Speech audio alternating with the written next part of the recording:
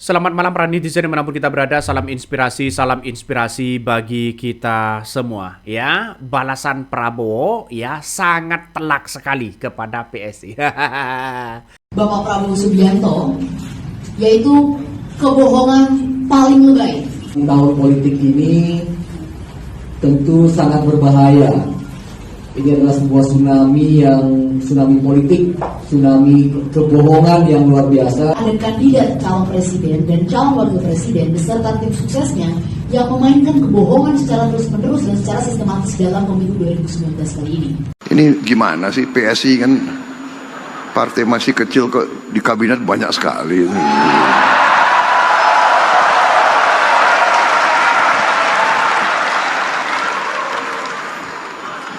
Belum ganti logo aja sudah pengaruhnya kayak begini. Gimana ganti logo itu?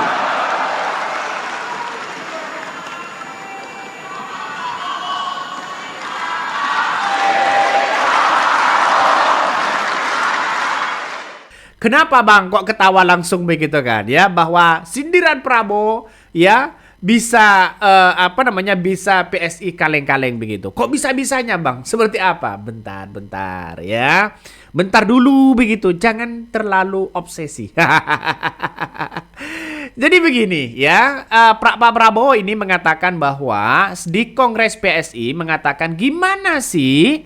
PSI ini kan partai masih kecil ya. Kok di kabinet banyak sekali ya? Pernah dengar nggak dengan ucapan itu? Presiden Prabowo mengucapkan seperti itu sebagai bentuk bagaimana perlawanan begitu kan ya. Di tahun ya 2019 ketika Prabowo begitu kan ya dicap begitu kan ya, diberikan oleh PSI begitu kan, diberikan kebohongan awal ya untuk Prabowo ya, untuk Sandi dan Andi Arief pada waktu itu begitu. Jadi bisa saja ditafsirkan seperti itu. Artinya apa? Artinya bahwa Prabowo balas telak ya soal di PSI itu begitu. Bisa saja orang melihat itu begitu. Karena kenapa? Karena di tahun 2029 kalau nggak salah ketika Prabowo bersama Sandiaga Uno begitu menjadi seorang calon presiden begitu kan, muncul narasi-narasi di media sosial bahwa PSI memberikan kebohongan awal untuk Prabowo, Sandiaga Uno dan Andi Arief. Ya ini Partai Solidaritas Indonesia memberikan kebohongan awal ya di tahun 2019 kepada Prabowo Subianto dan Sandiaga Uno ya. Ketiga nama itu dituduh ya PSI ya sudah membuat kebohongan pada awal 2029. Bagaimana sekarang dengan pernyataan Prabowo begitu kan ya? Yang kemudian bisa saja ini kena sindiran. Partai kecil kok kabinetnya besar. Nah, sindirannya secara halus inilah menunjukkan bahwa ya PSI selama ini begitu kan ya, yang mengkritik habis-habisan Prabowo dulu di tahun 2029 dibalas tuntas oleh Prabowo dengan sindiran-sindiran halus. Secara tidak langsung bahwa ya orang-orang akan melihat wah ini jangan-jangan sebagai bentuk perlawanan dong. Dengan adanya seperti ini ya maka orang-orang bisa melihat begitu rekam jejak PSI itu sendiri begitu kan. Prabowo sampai geleng-geleng kepala begitu. Ini kok banyak di kabinetnya. Jangan-jangan bukan dari Prabowo sendiri, tapi dari siapa? Jangan-jangan dari Jokowinya sendiri. Artinya apa? Artinya yang harus dimasuk di kabinet ya jangan-jangan dari orang-orang itu begitu. Mungkin dari geng Solo lah ya.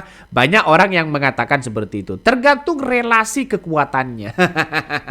Tergantung relasi kekuatan. Tapi bagi kami sah-sah aja begitu. Demokrasi itu ya harus mewarnai seperti itu. Ada pro, ada kontra. Besoknya menjadi lawan. Sekarang menjadi kawan, besoknya menjadi lawan. Itu biasa dalam dunia politik, begitu kan ya. Jadi saya kira ini banyak yang mengatakan dari komentar-komentar dari netizen, wah ini jangan-jangan gimana Prabowo? Ya sebagai bentuk kritikan keras lah begitu kan ya. Ada yang mengatakan begini, maksudnya begitu kali dalam waktu dekat ya.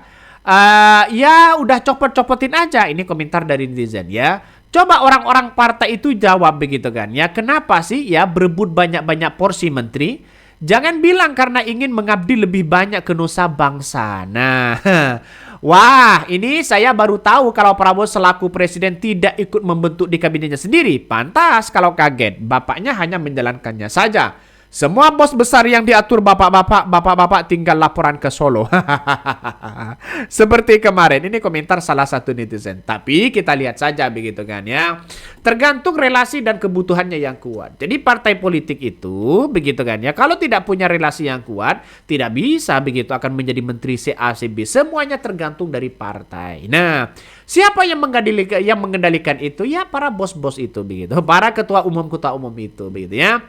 Jadi wajar, ini kan partai PSI begitu, ya disindir bahwa kok partai kecil banyak di kabinetnya. Jadi saya kira ya sah-sah aja, nggak ada masalah begitu kan.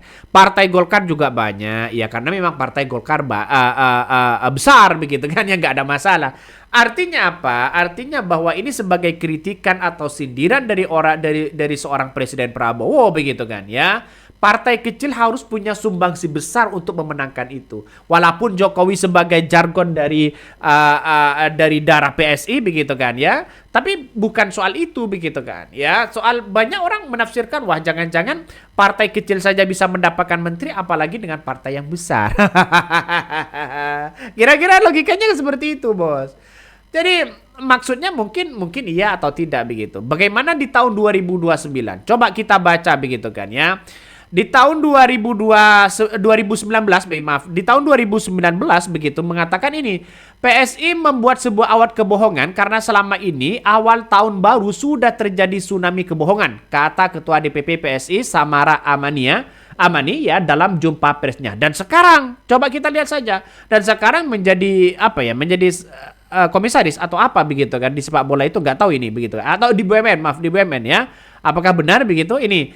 Kepada capres nomor urut 2 Prabowo Subianto, Samara menuding Ketua Umum Gerindra tersebut sudah membuat kebohongan mengenai selang cuci darah untuk pasien ya sudah dipakai 40 kali di rumah sakit ya Cipto Mangunkusumo. Tapi pihak RSCM sudah membantah pernyataan Prabowo tersebut ya. Selain itu, Samara juga mengatakan bahwa kebohongan ya juga diberikan kepada politisi Partai Demokrat ya Andi Arief ya. Yang tergabung dalam koalisi Prabowo Sandi. Andi Arief, Wasekjen Partai Demokrat itu setuju disebut ya, dia melakukan kebohongan isu 7 kontainer suara yang tersoblos. Ini lihat saja begitu kan. Jadi saya kira banyak yang kemudian masih ingat dengan nuansa-nuansa seperti itu. Biasa dalam dunia politik begitu. Ada pro dan kontra. Makanya orang melihat begitu. Jangan-jangan inilah yang kemudian cara Prabowo menjatuhkan Grace Natali, menjatuhkan dari orang-orang yang kemudian di tahun 2029 mengkritik habis-habisan Prabowo. Apakah seperti itu? Tapi dengan cara-cara halus. Dengan cara-cara halus begitu. Biasa dalam dunia politik. Ada pro dan kontra begitu kan ya. Jadi saya kira dengan adanya seperti ini Prabowo pasti tahu apa tanda-tandanya ini begitu kan ya. Tanda-tandanya ini gimana begitu di tahun 2024 ini? Apakah nanti PSI banyak yang dipecat begitu kan di kabinet atau bagaimana? Pak, masih ingat atau tidak ada penghargaan dari Partai Gajah yang sebelumnya mawar berduri? Semoga ini masih disimpan ya dan besok diberikan langsung ke Prabowo. Ini tidak akan terlupakan kata netizen begitu. Banyak sekali pro dan kontra ya. Biasa dalam dunia politik begitu ya. Sekarang besok menjadi lawan, sekarang menjadi kawan. Biasa dalam dunia politik hal seperti itu begitu. Tapi benar nggak begitu kan? Dengan isu-isu seperti ini, apakah ini adalah hanya hoax atau tidak? Ada tanda tangannya juga. Ada Grace Natali, ketua umumnya. Ada Raja Juli Antoni sebagai sekretaris jenderalnya. Benar nggak seperti itu begitu? Cek digitalnya. Di YouTube pasti ada begitu. Juga tidak hanya itu begitu. PSI menganggap bahwa Prabowo pendukung koruptor. Wah, ini JPNN begitu. Dulu begitu kan? Ya dulu ini.